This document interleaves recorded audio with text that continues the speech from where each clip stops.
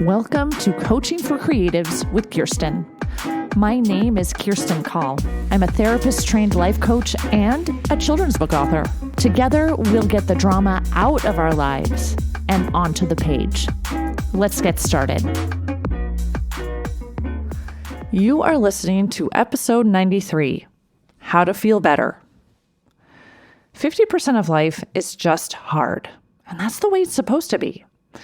But we could all stand to feel a little better sometimes. And I love that there are actual concrete things that we can do to help ourselves feel better. So I'm going to give you a list of 25 ideas, and hopefully some of them work for you. Number 1, notice when things are going your way. Our brains are wired with a negativity bias. We are wired to naturally notice the bad things instead of the good things. It used to help us survive, but now it just increases our stress. So notice the good things, even if they're little, like you hit a green light, or when there's no line at the gas station, or when your sandwich tastes particularly good, or when you hear a bird sing. You can start thinking things like, things are really going my way today. When we notice the good things, our brains become primed to keep noticing the good things more and more often. And then we feel better, right? Number 2, ask yourself, what is one thing I can do right now to help myself feel 1% better? Sometimes it feels impossible to feel better, like we have to do something enormous to make changes. But taking small actions to self-soothe shows us we can change things incrementally. So things like taking a deep breath, standing up and stretching, taking a sip of herbal tea, looking out the window. If we take small positive steps when we're struggling, we feel like we have more control over our lives and we feel better. Number 3, imagine and visualize a positive future. Our brains don't know the difference between our imagination and reality. So when we mentally rehearse our dream lives, it boosts our confidence and motivation and makes us believe in ourselves because our brain processes our imagination as a real experience. We believe our dreams are possible. So write down your dream life or start to imagine every detail of the life you want to live, and you will start embodying that life. Number 4, express gratitude. I know I say this almost every week, but if you're not doing it yet, maybe this is the moment to try it. Perhaps do a full-on gratitude dump and write down 100 things you're grateful for. And these can be very specific things, like you're grateful for the shirt that you're wearing right now because it's very comfortable. This releases dopamine, which is a feel-good hormone our brains always want more of. Number 5, watch cute animal videos. This releases oxytocin, another warm, fuzzy, feel-good hormone, which makes you happy. Number 6, cuddle with a cat or other pet. But specifically holding a purring cat calms us down and lowers our blood pressure and also promotes healing. It's also good for the cat, too. It makes them feel safe. Number 7, laughter yoga. If you pretend to laugh, it almost always becomes real, and that releases serotonin, which makes your body happy. And your brain doesn't know the difference between a real and a fake laugh. So this is something that you can add into your day, like right before or after you brush your teeth, which really makes a huge difference in how you're feeling. I've talked about laughter yoga before on this podcast, but in case you didn't listen to that other episode, laughter yoga, you can just start by fake laughing. Maybe 1 laugh, then 2, then 3, like this. Ha, ha, ha, ha, ha, ha, ha, ha, ha. And then you end up really laughing. It's incredible, actually. Number 8, exercise and move your body. Take a walk, dance, clean your house briskly, walk up and down the stairs, jump up and down, get moving, and you will feel those endorphins making you feel better. Number 9, sing. Singing regulates your emotions. The vibrations from your voice turn on the vagus nerve, which is the off switch for stress response. So when we sing, we feel calmer and happier. Singing also releases dopamine, oxytocin, serotonin, and endorphins, all 4 of the feel-good hormones and neurotransmitters. It doesn't matter how you sound when you're singing. Singing shifts your mood and makes you feel better. Number 10, celebrate little wins and make them a big deal. Say, I did it. Seek out opportunities to celebrate, even if it's just because you took a shower. Lean into when things are good. When you send an email, give yourself a high five. Tell yourself you are worthy of being celebrated, even if it's just because you took a shower. And one way to do this is to put your arms above your head and say, yes, yes, yes. Your brain thinks this is something to celebrate. It releases dopamine and serotonin and all the feel-good chemicals. Number 11, remember, if you focus on what you don't want, you're going to get what you don't want. When we worry, we are mentally rehearsing what it will be like if something goes terribly, terribly wrong. So our brain thinks this worrying is real and processes it as a real scary thing. Our brain is made to predict.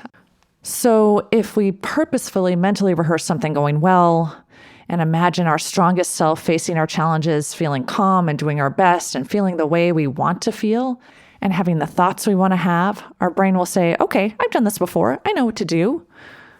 Which leads me to number 12, which is focus on the experiences you want to have. Whatever you focus on shapes your experience.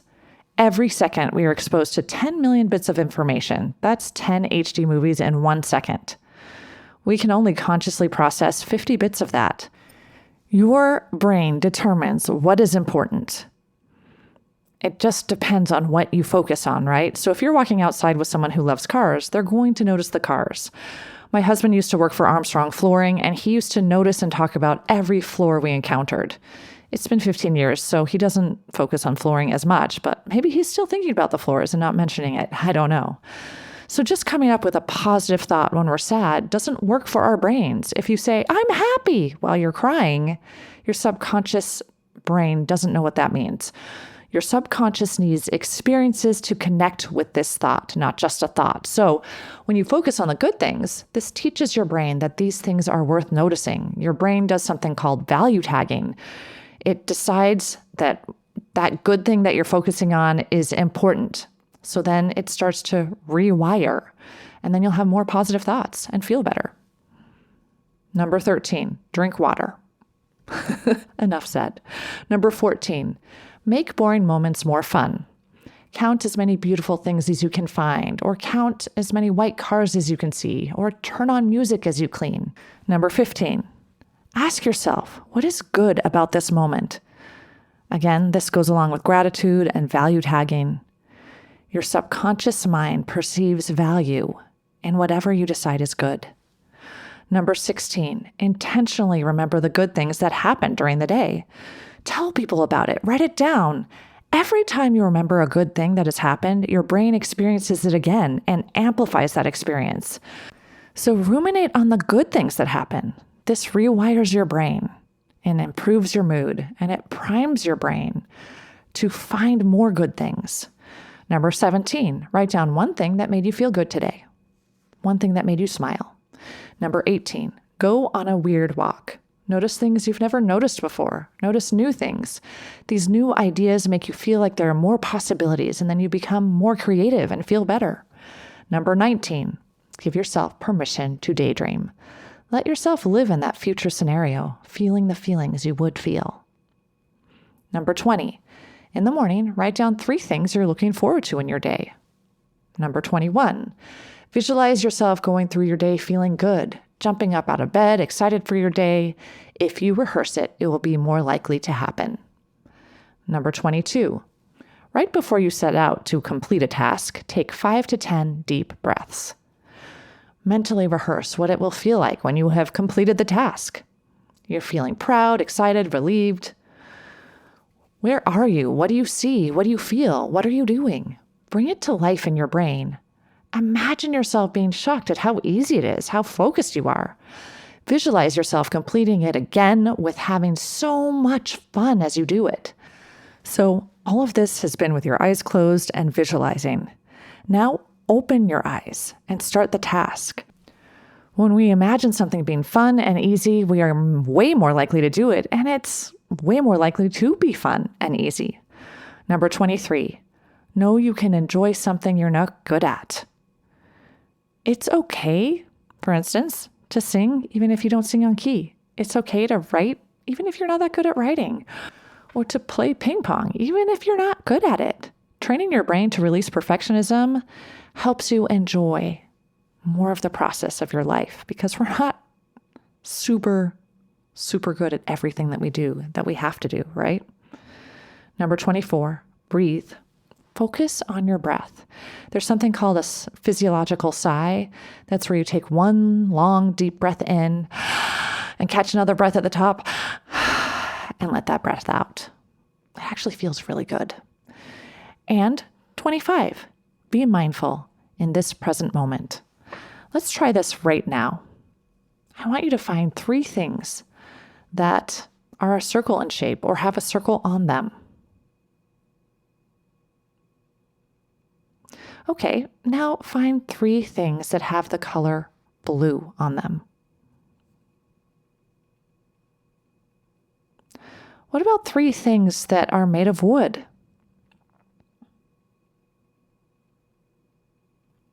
Now find 3 things that have a smooth texture. Can you find 3 things that are beautiful to you? What we just did was ground ourselves in the present moment. I want you to notice how you're feeling right now. Do you feel a little better? Okay, so that's 25 ideas for how to feel better. And some of the things that we talked about are going to work better for you, and some will work better for other people. So next time you're feeling not so great, consider trying out a few of the things we've explored in this episode. Just talking about these tips and tricks has me feeling better already. Until next time, keep smiling.